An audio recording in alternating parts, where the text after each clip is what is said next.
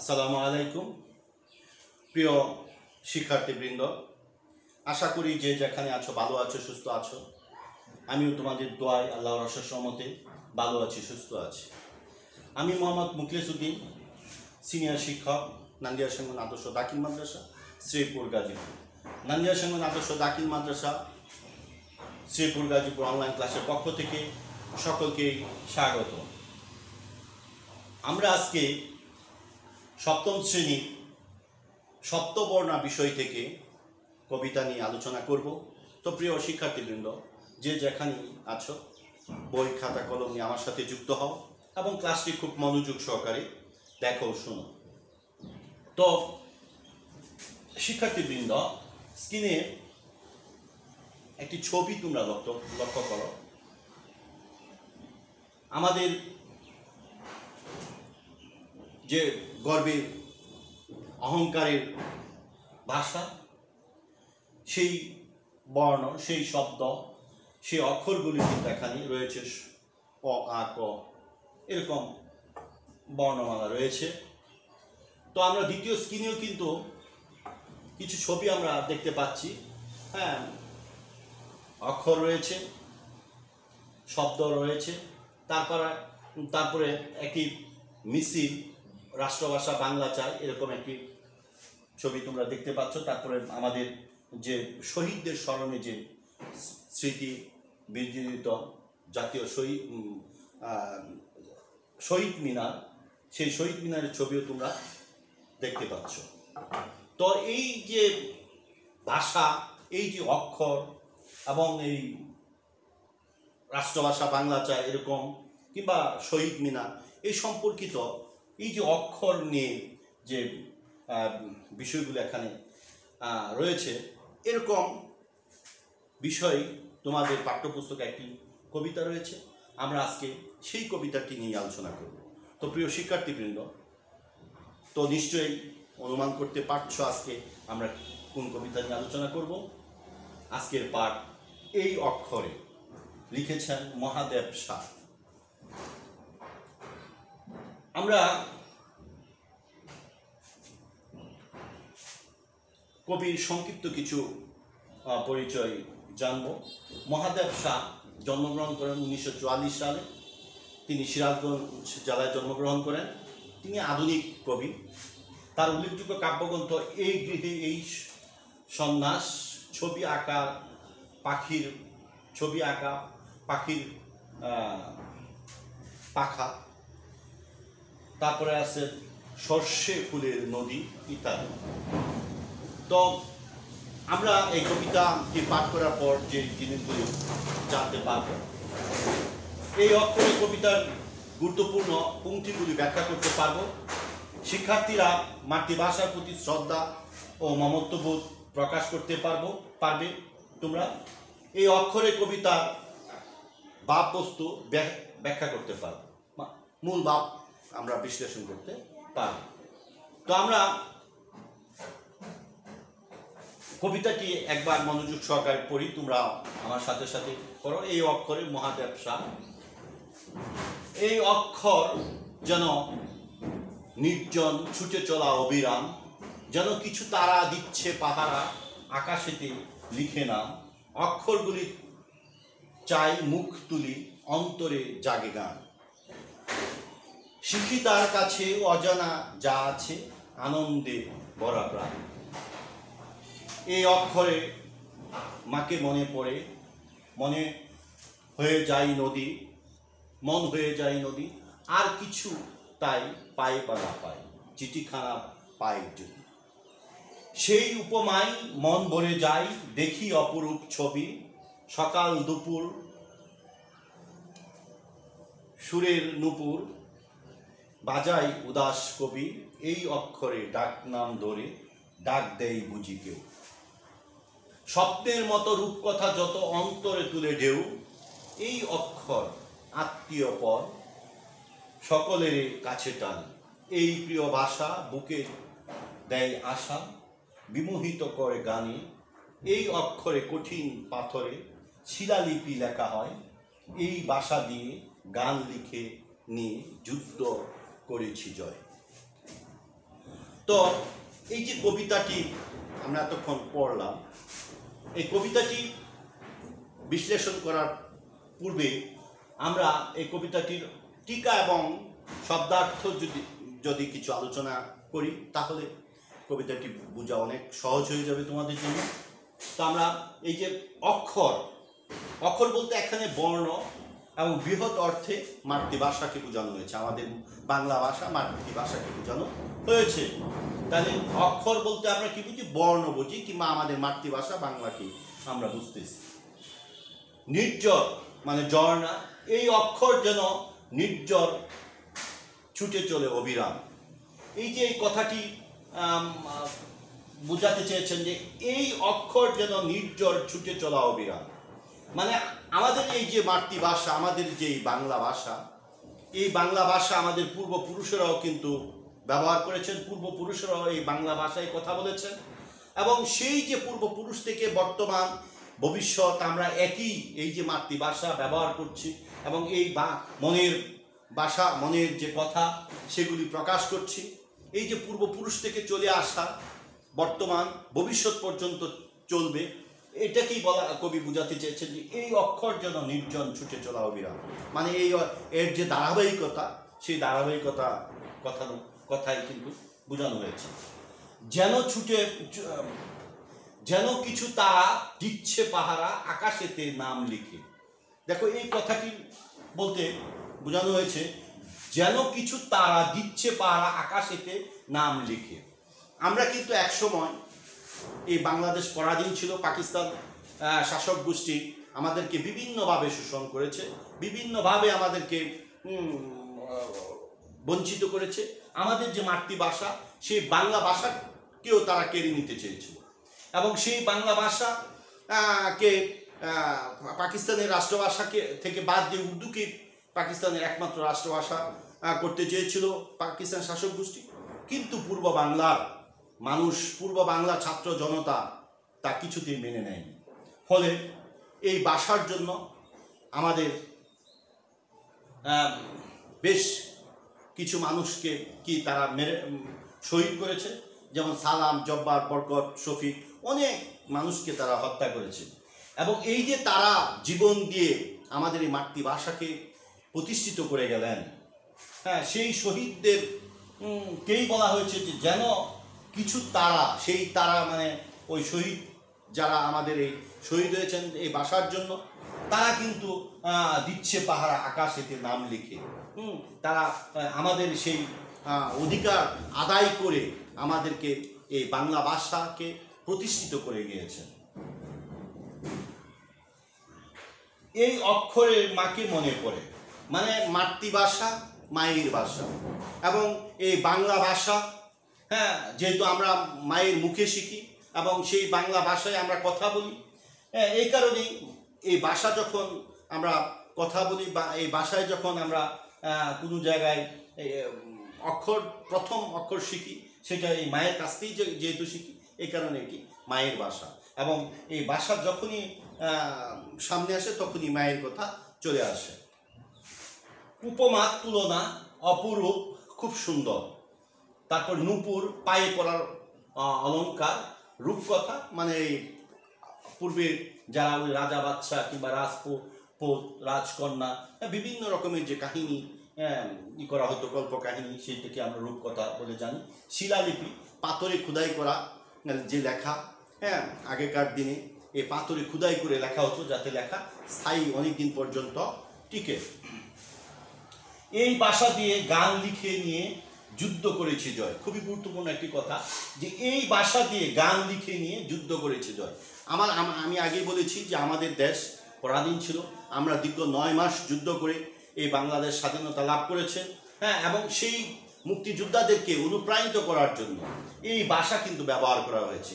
এই বাংলা ভাষায় বিভিন্ন রকমের গান রচনা করে সেটা প্রচার করে মুক্তিযোদ্ধাদেরকে অনুপ্রাণিত করা হয়েছে, এবং সেই অনুপ্রেরণায় সেই বাংলা ভাষার যে অক্ষরের যে ক্ষমতা, হ্যাঁ, মানুষকে উজ্জীবিত করার যে ক্ষমতা, সেই অনুপ্রেরণায় কিন্তু আমরা আমাদের এই দেশকে স্বাধীন করতে পেরেছি।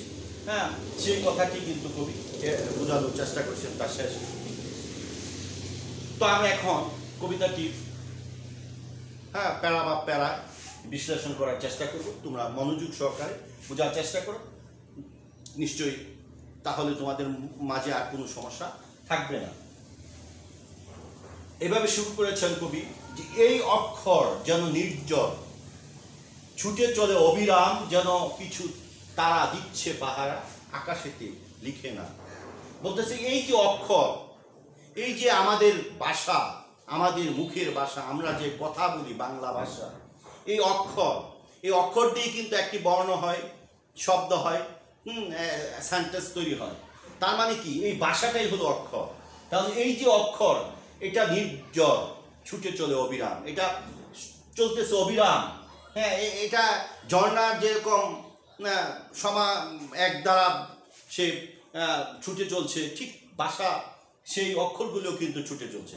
কারণ আমাদের পূর্বপুরুষেরাও এই বাংলা ভাষায় কথা বলেছেন, তাদের কাছ থেকে আমরা সেই বাংলা ভাষা শিখেছি, এবং ভবিষ্যতেও কিন্তু আমাদের নতুন প্রজন্ম আমাদের কাছ থেকে সেই ভাষা শিখছে, এবং সেই অক্ষরগুলি পরবর্তী প্রজন্ম শিখবে।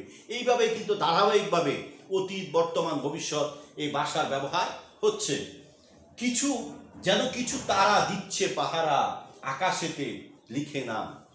দেখো এই যে ভাষার জন্য শহীদ হয়েছেন অনেকেই, সালাম, জব্বার, বরকস, শফিক, অনেকে আর অনেকেই নাম জানা অনেক ব্যক্তিরা। এবং এই যে তারা এই বাংলা ভাষা, আমি টিকায় পড়ে বলেছি যে আমরা পরাধীন ছিলাম, সেই পরাধীনতার শৃঙ্খল থেকে মুক্ত হওয়ার জন্য আমরা কিন্তু সংগ্রাম করে দেশ স্বাধীন করেছি। এরকম বাংলা ভাষাকেও তারা কিন্তু কেড়ে নিতে চেয়েছিল। সেই বাংলা ভাষা আজান হচ্ছে।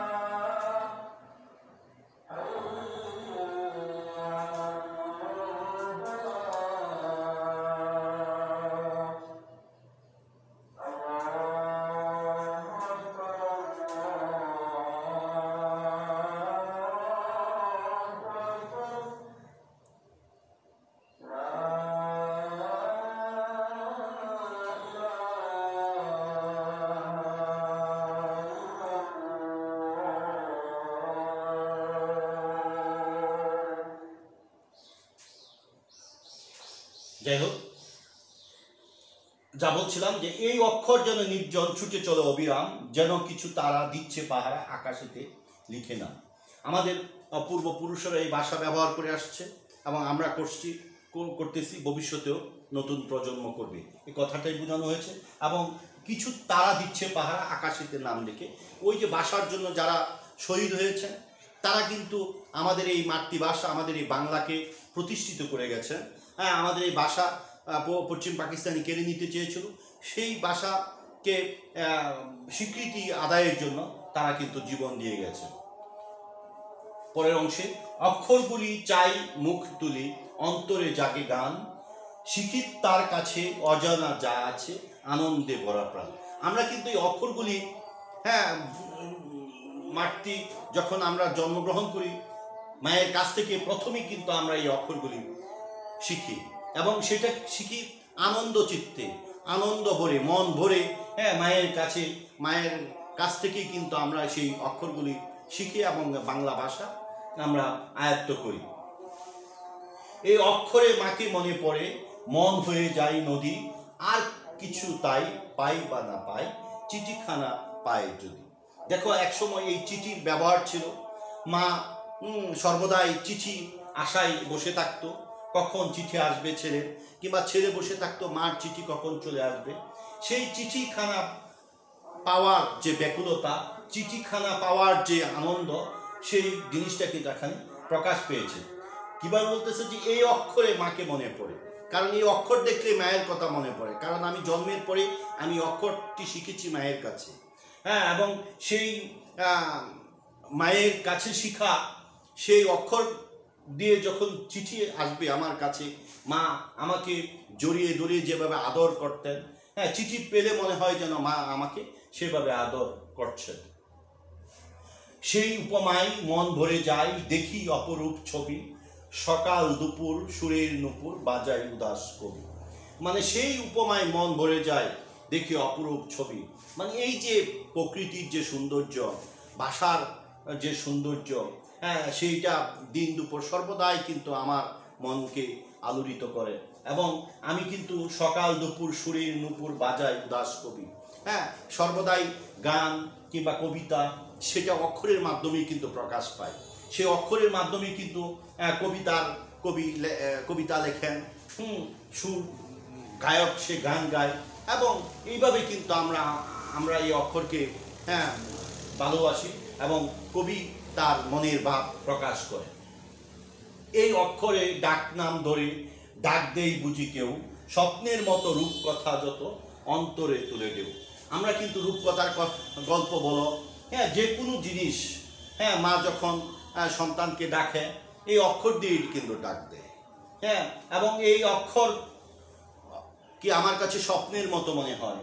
এবং স্বপ্নের সেই মায়ের কাছে, দাদা দাদির কাছে যে রূপকথা গল্প আমরা কিন্তু এই অক্ষরের মাধ্যমে কিন্তু শুনি, এবং মনের মধ্যে কিন্তু একটা, অন্তরের মধ্যে একটা ঢেউ উঠে।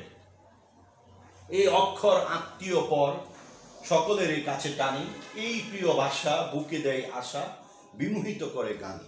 বলতেছে যে এই অক্ষর দিয়ে কিন্তু আমরা আত্মীয়কে টানি কাছে, হ্যাঁ, আত্মীয় স্বজনকে সম্বোধন করি, বিভিন্নভাবে তাদেরকে কিন্তু আমরা ডাকি, কাছে ডাকি, এবং এই প্রিয় ভাষা বুকে আশা বিমোহিত করে গানে। আমরা কিন্তু এই যে গান বাজনা, হ্যাঁ, আমাদের সকল অনুভূতি আমরা কিন্তু এই অক্ষরের মাধ্যমে প্রকাশ করি। হ্যাঁ, এখন এই অক্ষর যদি আমরা আমাদের মনের অনুভূতি প্রকাশ না করতে পারি তাহলে কিন্তু জীবন বৃথা। হ্যাঁ, এখন এই অক্ষরের মাঝেই কিন্তু সব কিছু প্রকাশ পাচ্ছে, গান বাজনা কিংবা প্রিয়জনকে কাছে টানা, প্রিয়জনকে ভালোবাসা, তাদের মনের অনুভূতি বোঝা, নিজের অনুভূতি প্রকাশ করা, সব কিছুই কিন্তু এই অক্ষরের মাঝেই হচ্ছে। এই অক্ষরে কঠিন পাথরে শিলালিপি লেখা হয়, এই ভাষা দিয়ে গান লিখে নিয়ে যুদ্ধ করেছি জয়। দেখো, খুবই গুরুত্বপূর্ণ কথা বলতেছি, এই অক্ষরে কঠিন পাথরে শিলালিপি লেখা হয়। আমরা কিন্তু এই কঠিন পাথরে শিলালিপি, মানে পাথরে কিন্তু এক সময় লেখা হতো যেন এটা লেখাটি স্থায়ী হয়, অনেকদিন পর্যন্ত দেখা যায়, মুছে না যায়, এরকম শিলালিপি, শিলা পাথরে খণ্ডে আমরা এই অক্ষরগুলি লিখি। তারপর বলতেছে যে এই ভাষা দিয়ে গান লিখে নিয়ে যুদ্ধ করেছি জয়। তোমরা জানো যে বাংলাদেশ পরাধীন ছিল, আমরা দীর্ঘ 9 মাস যুদ্ধ করে একটি মুক্তিযুদ্ধের মাধ্যমে, হ্যাঁ, আমরা এই দেশ স্বাধীন করেছি। জাতির জনক বঙ্গবন্ধু শেখ মুজিবুর রহমানের নেতৃত্বে তিনি যে স্বাধীনতার যুদ্ধের ডাক দিয়েছিলেন, সেই ডাককে সাড়া দিয়ে বাঙালিরা যুদ্ধ করে দেশ স্বাধীন করেছে। এখন এই যে মুক্তিযোদ্ধাদেরকে অনুপ্রাণিত করার মূল মন্ত্রই হয়েছিল এই অক্ষর। কিভাবে বলতেছে, এই ভাষা দিয়ে গান লিখে নিয়ে যুদ্ধ করেছি জয়। আমরা কিন্তু এই যে রেডিও টেলিভিশন তখন ছিল না, এই রেডিওতে, হ্যাঁ, এই মুক্তিযুদ্ধের সময় বিভিন্ন উদ্দীপনামূলক, বিভিন্ন মুক্তিযোদ্ধাদেরকে অনুপ্রাণিত করার জন্য বিভিন্ন গান প্রচার হতো। সেই গানগুলি লেখা হতো এই অক্ষরে, বাংলা অক্ষর, এবং সেই গানের মাধ্যমে মুক্তিযোদ্ধা অনুপ্রাণিত হয়ে বিভিন্নভাবে যুদ্ধে তারা ঝাঁপিয়ে পড়েছে, এবং সেই যুদ্ধে বাঙালিরা সফলতা লাভ করেছে এবং বাংলাদেশ নামে নতুন রাষ্ট্র প্রতিষ্ঠিত হয়েছে। এখন সেই যুদ্ধ করেছি জয়, এই কথাটি হলো যে আমরা 1971 সালে মুক্তিযুদ্ধে জয়লাভ করেছি। এই অক্ষরের মাধ্যমে যে গানগুলি লেখা হতো, মুক্তিযোদ্ধাদেরকে অনুপ্রাণিত করা হতো, হ্যাঁ, আমরা কিন্তু এই অক্ষরের মাধ্যমে মুক্তিযোদ্ধাদেরকে অনুপ্রাণিত করেছি। এইভাবে কিন্তু কবি তার কবিতাটি শেষ করেছেন। তো তোমরা কিছু কাজ খাতায় তুলে নাও, এইগুলি প্র্যাকটিস করলে তোমাদের একটু ধারণা চলে আসবে যে মহাদেব শাহ কত সালে জন্মগ্রহণ করেন। মহাদেব শাহ লিখিত একটি কাব্যগ্রন্থের নাম বলো। অক্ষরের কাছে আমরা কি শিখি। আরেকটি প্রশ্ন লেখো যে এই অক্ষর কবিতাটিতে বাংলা অক্ষর তথা বর্ণমালার প্রতি কবির গভীর ভালোবাসা ও শ্রদ্ধা প্রকাশ পেয়েছে, ব্যাখ্যা করো। দেখো কবিতাটি মধ্যে কিন্তু আমরা প্রথম থেকে শেষ পর্যন্ত এই যে বাংলা ভাষার প্রতি যে ভালোবাসা, বাংলা ভাষার প্রতি যে কবির যে শ্রদ্ধা, সেটা কিন্তু প্রকাশ পেয়েছে। তিনি এই ভাষাকে মায়ের সাথে তুলনা করেছেন। তিনি এই ভাষাকে বলতেছেন যে আমরা স্বাধীনতা পেয়েছি এই অক্ষরের জুড়ে। এই অক্ষরের মাধ্যমে যখন জয় বাংলা বলা হতো, জয় বঙ্গবন্ধু এরকম স্লোগান দেওয়া হতো, কিংবা বিভিন্ন গান মুক্তিযোদ্ধাদের মাঝে উপস্থাপন করা হতো, তখন আমরা কিন্তু অনুপ্রাণিত হতাম। এই যে বাংলা ভাষার প্রতি যে দরদ, বাংলা ভাষার প্রতি যে কবির ভালোবাসা, তা এবং শ্রদ্ধা প্রকাশ পেয়েছে, এই জিনিসটা সুন্দর করে তোমার নিজের মতো করে লিখবে খাতায়। আমরা কিছু মূল্যায়ন এখন করব যে অক্ষরের কাছে আমরা কি শিখি, মাতৃভাষা বাংলা নিয়ে আমরা গর্ব করি কেন, মুক্তিযুদ্ধে এই অক্ষরগুলো কিভাবে আমাদের অনুপ্রেরণা জুগিয়েছে, এই অক্ষরের মাকে মনে পড়ে কেন, শব্দার্থ বলো, যেমন নির্জন, রূপকথা, অপরূপ, অক্ষর। তোমরা একটি বাড়ির কাজ খাতায় তুলে নাও। এই ভাষা দিয়ে গান লিখে নিয়ে যুদ্ধ করেছি জয়, ব্যাখ্যা করো। দেখো কবিতার একবার শেষ অংশটা আমি তুলে ধরেছি যে এই ভাষা দিয়ে গান লিখে নিয়ে যুদ্ধ করেছি জয়, ব্যাখ্যা করো। আমি অলরেডি অনেকবার এই ব্যাখ্যাটি করেছি। তো তোমরা তোমাদের মতো করে সুন্দর করে উত্তরটি খাতায় লিখবে। তো প্রিয় শিক্ষার্থীবৃন্দ, আশা করি এই যে কবিতাটি আমরা এতক্ষণ পড়লাম, এই কবিতা সম্পর্কে তোমাদের মোটামুটি একটি ধারণা চলে এসেছে। তোমরা মনোযোগ সহকারে আরও বেশ কয়েকবার কবিতাটি তোমাদের পাঠ্যপুস্তক থেকে বেশ কয়েকবার পড়বে মনোযোগ সহকারে, এবং পাঠ পরিচিতিটি পড়ে নিবে, এবং আমার এই ক্লাসটি মনোযোগ সহকারে, ধৈর্য সহকারে প্রথম থেকে শেষ পর্যন্ত দেখবে।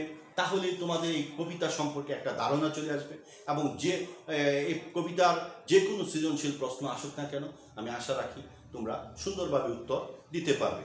তো প্রিয় শিক্ষার্থীবৃন্দ, আজকের মতো আমি আমার এই ক্লাসটি শেষ করছি। খুদা হাফেজ। আসসালামু আলাইকুম।